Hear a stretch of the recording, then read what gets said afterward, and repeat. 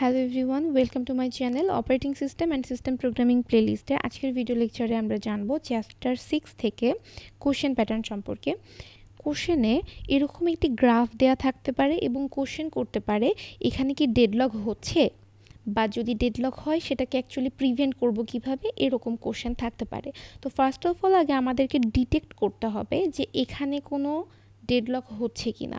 চলুন আমরা গ্রাফটা দেখে একটু ডেডলক হচ্ছে কিনা এটা বোঝার চেষ্টা করি। গ্রাফে আমরা দেখতে পাচ্ছি প্রসেস এ রিকোয়েস্ট করেছে রিসোর্স 1 এর জন্য, কিন্তু রিসোর্স 1 অ্যালোকেট করা আছে প্রসেস বি এর জন্য, এবং প্রসেস বি রিকোয়েস্ট করেছে রিসোর্স 2 এর জন্য।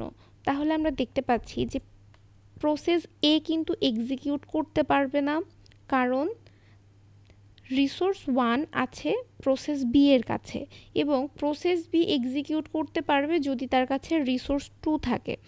এখন রিসোর্স 2 অন্য কারোর জন্য কি অ্যালোকেট করা আছে? রিসোর্স 2 কিন্তু আমাদের কাছে ফ্রি আছে, অর্থাৎ আমাদের প্রসেস বি সে চাইলেই রিসোর্স 2 ইউজ করতে পারবে, অর্থাৎ অ্যালোকেট করতে পারবে এখন, এবং দেন সে রিসোর্স 1 এটাও অ্যালোকেট অলরেডি করেছে। তাহলে এখানে কি হবে? এখানে আমাদের প্রসেস বি সে টোটালি এক্সিকিউশন কমপ্লিট করবে। তো প্রসেস বি এর এক্সিকিউশন কমপ্লিট যদি হয়ে যায় তখন কি আমাদের রিসোর্স 1 ফ্রি হয়ে যাবে না? তখন কিন্তু রিসোর্স 1 ফ্রি হয়ে গিয়েছে। দ্যাট মিন্স প্রসেস এ তখন চাইলেই রিসোর্স 1 ইউজ করতে পারবে, অ্যান্ড দেন এর এক্সিকিউশনও কমপ্লিট করতে পারবে। তাহলে এখানে কি কোনো ডেডলক হওয়ার পসিবিলিটি আছে, বা ডেডলক কি হবে? ডেফিনেটলি না। তাহলে আমরা আইডেন্টিফাই করলাম আমাদের গ্রাফ দেখে যে এখানে কোনো ধরনের ডেডলক হয়নি বা হবে না। এবার আমরা এটাকে এক্সপ্লেইন করে লিখব কিভাবে, এই 4টা পয়েন্ট দিয়ে অ্যাকচুয়ালি আমরা এক্সপ্লেইন করব। মিউচুয়াল এক্সক্লুশন বলতে অ্যাকচুয়ালি কি বোঝায়? একটা রিসোর্স একটা সময়ের জন্য শুধুমাত্র একটা প্রসেসকেই অ্যালোকেট করতে পারবে।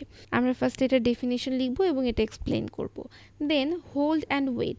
হোল্ড অ্যান্ড ওয়েট বলতে অ্যাকচুয়ালি কি বোঝায় আমরা সেটা এখানে লিখব, অর্থাৎ এটা ডেফিনেশন লিখব, এবং আমরা এবার বলবো যে আমাদের এই গ্রাফে কে হোল্ড করছে এবং কে ওয়েট করছে, এটা আমাদেরকে এখানে লিখতে হবে। এখানে কিন্তু হোল্ড করছে প্রসেস বি, হোল্ড করছে এখানে মানে রিসোর্স 1 এর জন্য, এবং সে ওয়েট করছে রিসোর্স 2 এর জন্য, এবং এখানে সে হোল্ড করছে। ওকে, এখানে হোল্ড হয়েছে, এটা আমরা এক্সপ্লেন করলাম। অ্যান্ড নন প্রিমশন, এখানে এগুলো নন প্রিমশন। নন প্রিমশন বলতে অ্যাকচুয়ালি কি বোঝায় আমরা সেটা জানি, অলরেডি দেখেছি আগের ভিডিওগুলোতে। আপনারা যারা আমার গত ভিডিওগুলো দেখেননি এটা দেখে নিতে পারেন, সেক্ষেত্রে আপনাদের কনসেপ্টটা ক্লিয়ার হয়ে যাবে। এবং এখন আসছে সার্কুলার ওয়েট। এখানে কি কোনো সার্কুলার ওয়েট হয়েছে? এখানে কি কোনো লুপ তৈরি হয়েছে যে লুপটা অ্যাকচুয়ালি কখনো শেষ হবে না? এরকম কিছু হয়নি। দেন আমরা সার্কুলার ওয়েটের ডেফিনেশন লিখব অ্যান্ড এটা এক্সপ্লেইন করব, এবং আমরা বলে দেব যে এখানে কোনো ধরনের ডেডলক হয়নি। এবার যদি ডেডলক হতো তাহলে আমরা কিভাবে লিখতাম? যদি ডেডলক হতো তাহলে আমাদের সেটার একটা প্রিভেনশনও তো দেখাতে হতো, রাইট? আমাদেরকে সেটা প্রিভেন্ট করব কিভাবে সেটাও দেখাতে হতো।